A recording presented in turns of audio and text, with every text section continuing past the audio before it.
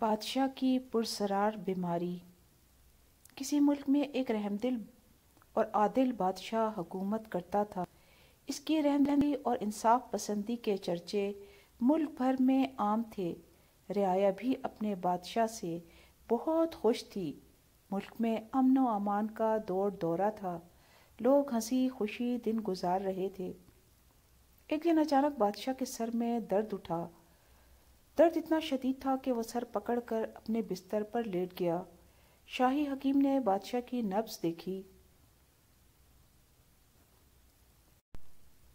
اور انتہائی تشویش کا اظہار کرتے ہوئے ان سے کہا، بادشاہ سلامت، کسی نامعلوم بیماری میں آپ مبتلا ہیں۔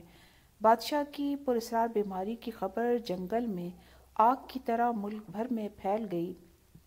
ملکہ عالیہ کی طرف سے سارے ملک میں اعلان کرا دیا جاتا ہے کہ جو کوئی بادشاہ سلامت کو اس پراسرار بیماری سے نجات دلائے گا اسے ملک کا وزیر اعظم بنا دیا جائے گا۔ وزیر خزانہ بادشاہ سے شدید حسد رکھتا تھا اور خود بادشاہ بننا چاہتا تھا۔ ایک سازشی ٹولہ اس کے ساتھ تھا۔ ایک دن ایک حکیم نے بادشاہ کا علاج کرنے کی اجازت چاہی۔ ملکہ عالیہ نے فوراً اجازت دے دی۔ جب حکیم نے بادشاہ سلامت کی نبض دیکھی تو شدید تشویش کا اظہار کرتے ہوئے ملکہ عالیہ سے علیحدگی میں جا کر کہا، بادشاہ سلامت کو کوئی پراسرار بیماری نہیں ہے، بلکہ انہیں ایسا زہر دیا جا رہا ہے جو آہستہ آہستہ اپنا اثر کرتا ہے، جس سے انسان کا دماغ ناکارہ ہو جاتا ہے اور وہ ہلنے جلنے کے بھی قابل نہیں رہتا۔ معاف کیجیے گا، مجھے تو ایسا محسوس ہوتا ہے جیسے بادشاہ سلامت کے خلاف کوئی بڑی سازش کی جا رہی ہے۔ ملکہ عالیہ نے حکیم صاحب کی بات بڑے غور سے سننے کے بعد اس کا شکریہ ادا کیا اور کہا، آپ جلد از جلد بادشاہ سلامت کا علاج شروع کریں، میں اس معاملے کو دیکھتی ہوں۔ حکیم نے کہا، زہر کا اثر ختم کرنے کی ایک نایاب جڑی بوٹی ہے جو صرف کالے پہاڑوں کے دامن میں پائی جاتی ہے۔ مجھے وہاں پہنچنے میں 15 دن لگیں گے۔ ملکہ عالیہ نے کچھ دیر سوچنے کے بعد کہا، میرے ذہن میں ایک ترکیب آ رہی ہے جس سے سانپ بھی مر جائے اور لاٹھی بھی نہ ٹوٹے گی۔ کیوں نہ ہم بادشاہ سلامت کو بھی اپنے ساتھ کالے پہاڑوں کی طرف لے چلیں؟ اس سے بادشاہ سلامت کی آب و ہوا بھی تبدیل ہو جائے گی اور ہمارا قیمتی وقت بھی بچے گا۔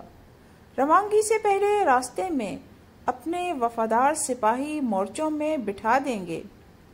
سازشی لوگ بادشاہ کو چند آدمیوں کے ساتھ دیکھ کر ضرور حملہ کریں گے اور جیسے ہی وہ حملہ کریں گے ہمارے سپاہی پیچھے سے ان پر حملہ کر دیں گے۔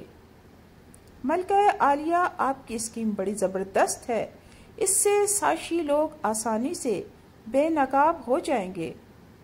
حکیم صاحب، سازش بے نقاب ہونے تک آپ ہمارے وفادار سپاہیوں کی حفاظت میں رہیں گے۔ انتظامات ہوتے ہی ملکہ عالیہ نے کالے پہاڑوں کی طرف روانگی کا اعلان کر دیا۔ شاہی سواری میں حکیم صاحب کے علاوہ بہت کم لوگوں کو ساتھ لیا گیا تھا۔ وزیر خزانہ یہ اعلان سن کر بہت خوش ہوا اور اپنے حامیوں سے کہنے لگا، مبارک ہو، ملکہ عالیہ نے ہماری مشکل آسان کر دی۔ اب ہم شاہی سواری پر حملہ کر کے ملک پر قبضہ کر لیں گے۔ شاہی سواری آبادی سے نکل کر جنگل سے گزر رہی تھی۔ وزیر خزانہ کے ایک جاسوس نے، جو شاہی سواریوں میں شامل تھا، موقع پاتے ہی لال رنگ کے غبارے فضا میں چھوڑ دیے۔ وزیر اسی اشارے کا منتظر تھا۔ اس نے فوراً اپنے لشکر کو غبارے کی سمت بڑھنے کو کہا۔ تھوڑی دیر بعد ہی وزیر خزانہ اور اس کے ساتھ شاہی سواری کو چاروں طرف سے گھیرنے لگے۔ وہ ابھی ٹھیک سے شاہی سواری کا جائزہ بھی نہ لے پائے تھے کہ ان پر چاروں طرف سے تیر برسنے لگے۔ تیروں کی بارش اتنی شدید تھی کہ کسی کو سنبھلنے کا موقع بھی نہ ملا۔ شاہی فوج جو جنگل میں چھپی ہوئی تھی چاروں طرف پھیل چکی تھی۔ وزیر خزانہ بدحواسی میں ادھر ادھر بھاگ رہا تھا۔ اتنے میں سپہ سالار تیزی سے اس کی طرف آیا۔ اسے دیکھتے ہی وزیر خزانہ معافیاں مانگنے لگا۔ مجھے معاف کر دو، مجھ سے بہت بڑی بھول ہو گئی۔ تمہاری سزا یا معافی کا فیصلہ تو عدالت کرے گی، فی الحال تو عوام کا فیصلہ سن لو۔ مطلوبہ بوٹی حاصل کر کے شاہی لشکر دوبارہ شہر میں داخل ہوا۔